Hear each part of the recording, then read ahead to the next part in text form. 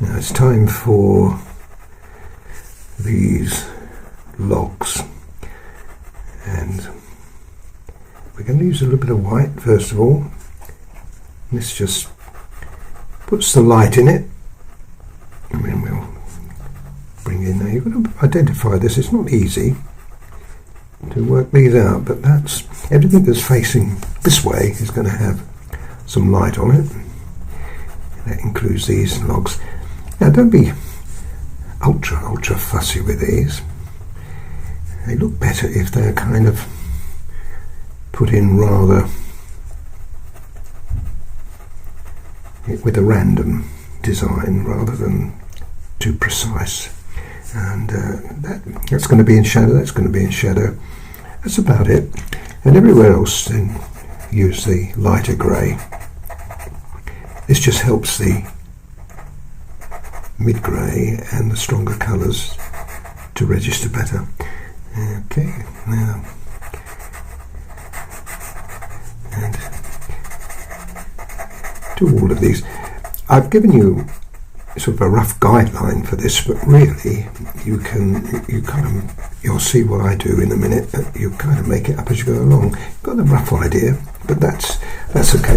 Now the other thing you can do here, and it's quite a good idea to do it right now, and do it with the lighter colour, the 170, is just put just a little bit of light in here. It just gives you a focus on what you're looking for. You see that bush there drops down to there, which means you'll probably just get a trace of it under there.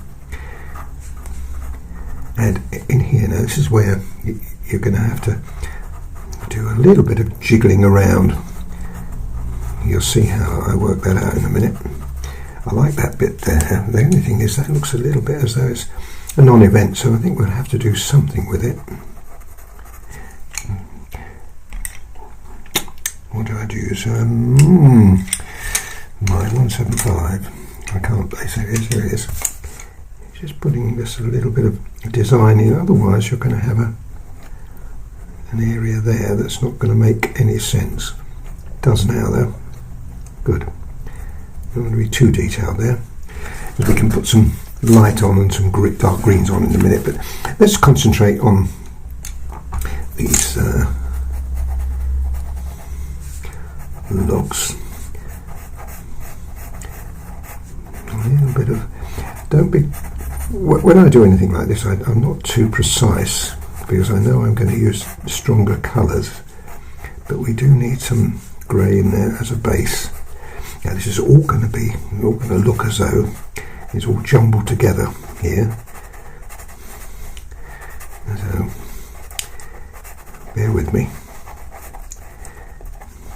Now it's the next one that makes a difference. So this is the brown, which we used for the roof earlier on, and we've used it intermittently.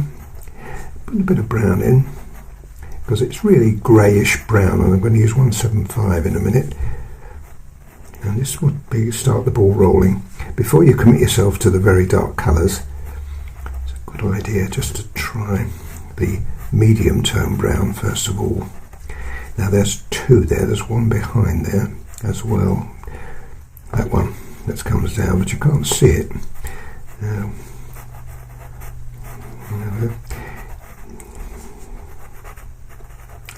Great, so that's got a rough idea of that, and when we put the 175 in a minute, that will give us much more direction.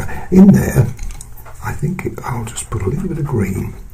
Keep the green handy because it's useful in a situation like this, because you can see and play with it. And the logs that are obvious, there's that one and that one, and there's another one under there as well, coming perhaps at an angle like that. They're the ones that you need to put in first, and there'd be another one coming maybe there, but then you can make the rest up as long as you've got a few details like that, and then you just put a little bit of, You're not going to find this very easy. But it's important now that we use the 175. You see the difference now there? It comes in there like that. That's like that. Okay. So we know that one goes on there, top of there, and that one goes on top of there, that one comes there, and there's another one that comes in there. And another one that's just here, which is... And if we had another one here, like that, rather than... Yeah, that's all right. Get away with that, and there's another one that comes in over there. Got the idea? This is how it's going to work. And I think we'll have that one coming down to there. Another one there, and another one there. Now that works out all right, isn't it? Now all these others in here, we'll have to just have to put them in the best you can. So there's another one there, and maybe we can have another one there, look. And draw that in. That works all right. Now let's go on to... Now that needs to be light there, Colin. So it's catching the light.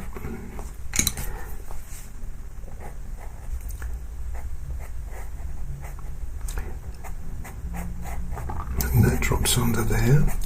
A bit of extra strength. Like that.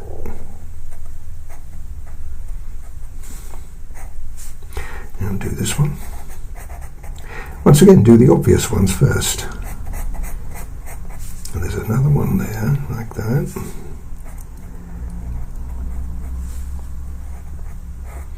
Another one there, like that.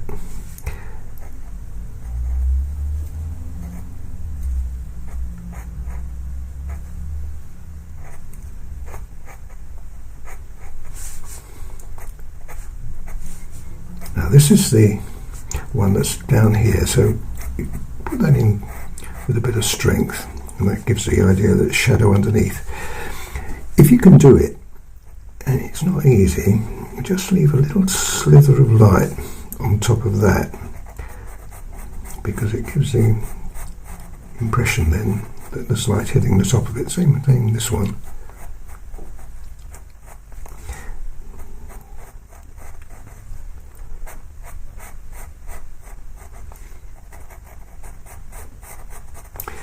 Well, we're getting there.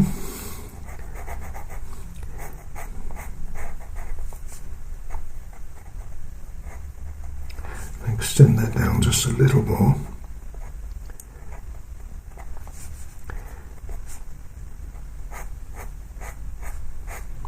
There you go. Now you can put just a little bit of depth here and there, but I wouldn't overdo this. I like the idea of having the light. Here it is in there. That looks good. I don't think we need any more, do we? I think I'll just add just a touch of 182 in here, just to make it look a little prettier. But it certainly looks rustic, doesn't it? Okay, now in here we've got to get some depth as well. Again, pick your spots where you see the obvious shadows.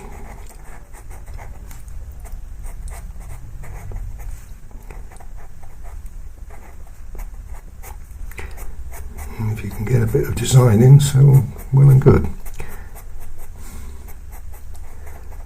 A bit of texture.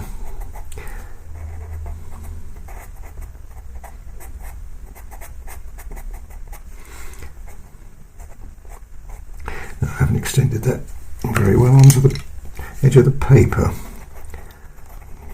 Never sure when I'm doing something is just how much I'm going to show. I might well cut quite a bit of that off, but I won't know that until I get round to organising it.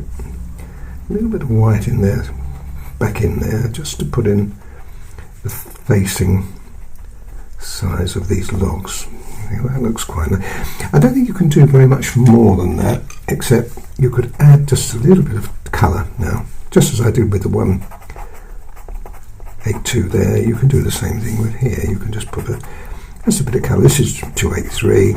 I used also the 182. I think I'd leave that. I don't do any more of that. That's fine.